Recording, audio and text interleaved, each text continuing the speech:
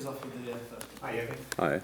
Can we start with Jordan Henderson? Is there an update on his fitness? Is there a fear that he could be out for a while? And could you look to make changes to your side this Monday after the physical demands of Madrid?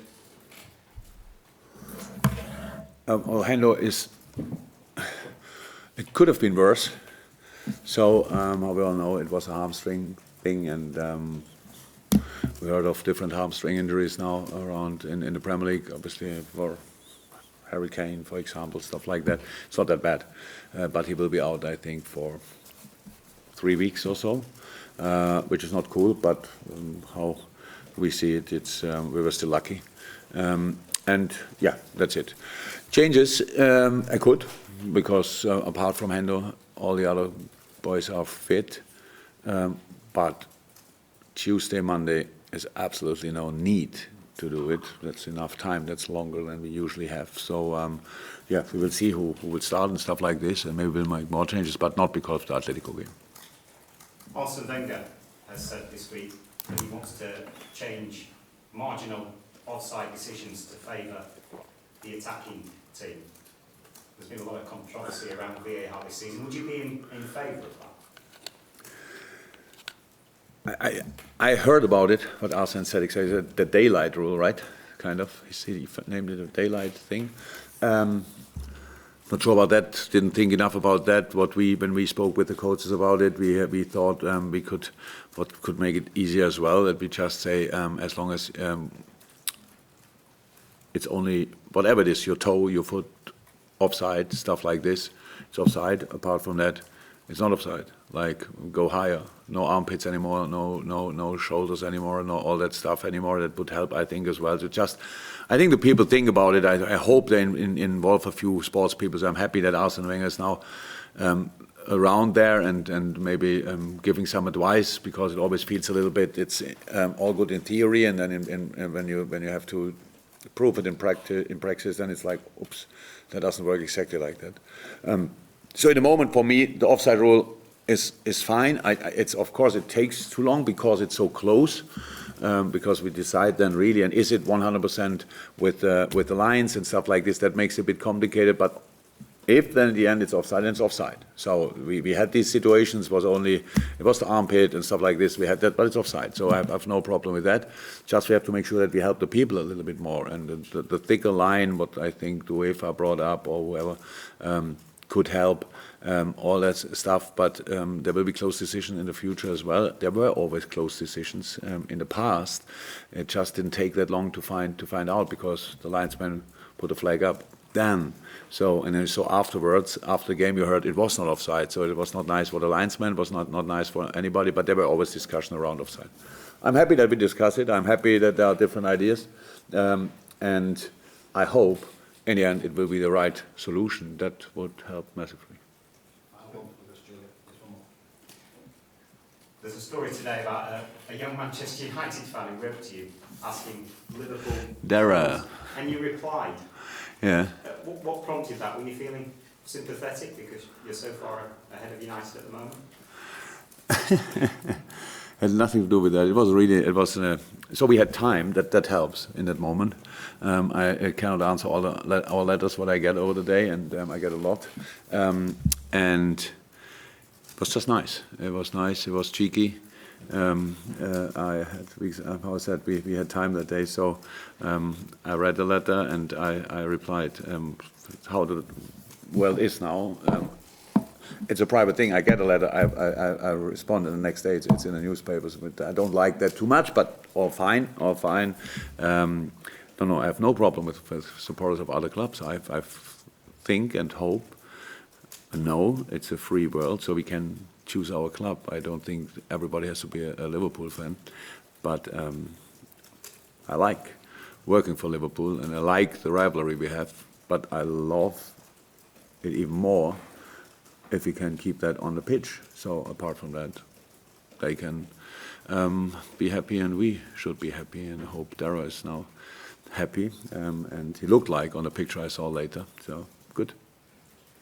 Just to follow up on that, because one thing you've always said is that football is for everyone, there shouldn't be that sort of rivalry, but I know you said it was a little bit cheeky, but you must get like so many letters. Yeah. Was it just the cheekiness that stood out for you? 10 years old. That came all together. Cheeky, 10 years old, which I think is a nice age where you should start being cheeky. And it was smart as well. It was just, yeah, I thought it's a good idea. Try it. Why not? And yeah, but it's, so how I said, we try to respond to as many as possible, but it's just not possible. In a moment, we are in an obviously positive period, and that means the letters are pretty much all friendly, but still cannot reply for all of them. But we try as often as possible. But I think the people know that. They write most of the time, I know you will not respond, I know you can't respond, and all that stuff. I read them. Yeah, I think nearly all. If they are not, so I don't open them. Somebody read it before and give it then to me, so probably there are a few which are not that nice and I don't see. But no, that's all cool. People know that I cannot respond to all of them. Anything else, Julia? No. Jurgen, incredible season so far, winning match after match after match. And I know it was a different competition, but when you lose a game, as you did against Atletico Madrid in midweek, and when we speak to you about league games and the last game you won, you always say that that's forgotten about. It's about the game that's in front of you. But can you sense amongst the players an even more added determination in the next game after defeat to not put things right because it's a different competition, but to, you know, to reach the level? No, it's to put things right, just not in the competition. It's about.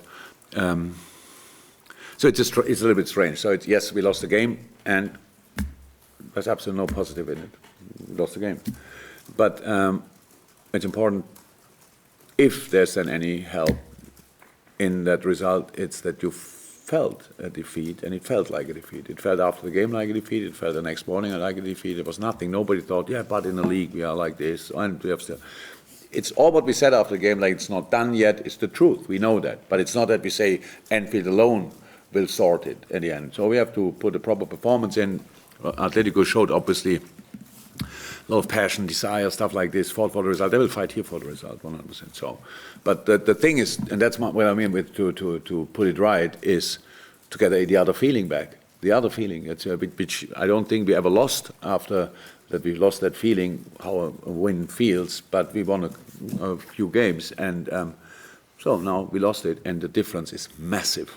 The difference is massive, much more than 3 points. It's really from sunshine to hardest rain, and that's how it should be. If you really want to be successful, and if you could be successful, what we could have been in that game, then it has to feel really bad, and that's how it felt. So yes, we want to put things right, even when it's a different competition.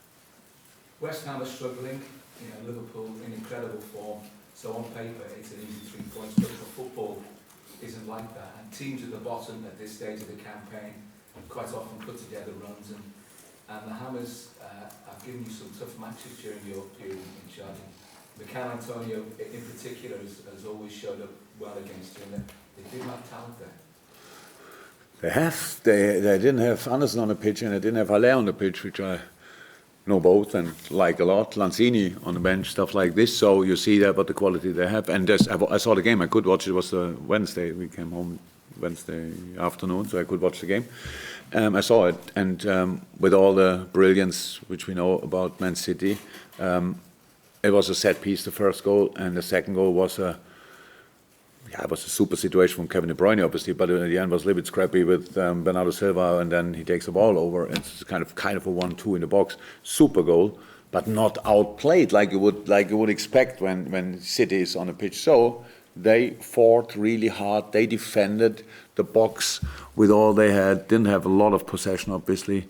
So I wouldn't expect that they go for much more possession against us, but they will defend again with all they have. And I think, I didn't know here exactly what David said after the game, but I think they took some positives out of that game, and they will try it again, and we have to be ready for that. So it's Monday night, so it's night, whichever day.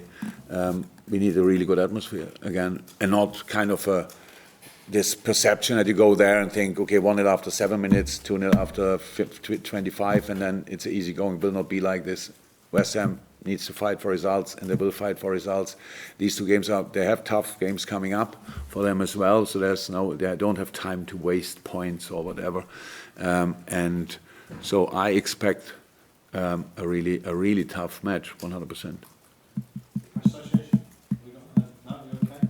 Conscious we won't have any questions here. We've got to do yes, David. Yeah, typically when you've had injuries this season, the players who've come in and filled in have done really well. Obviously, with Henderson being sidelined for maybe 3 weeks or so, you must be confident in the midfield options you've got there, because there's a lot of players who've been unfortunate maybe to be on the bench for quite a long period this season because of how Henderson's been playing. Yeah, that's how it is.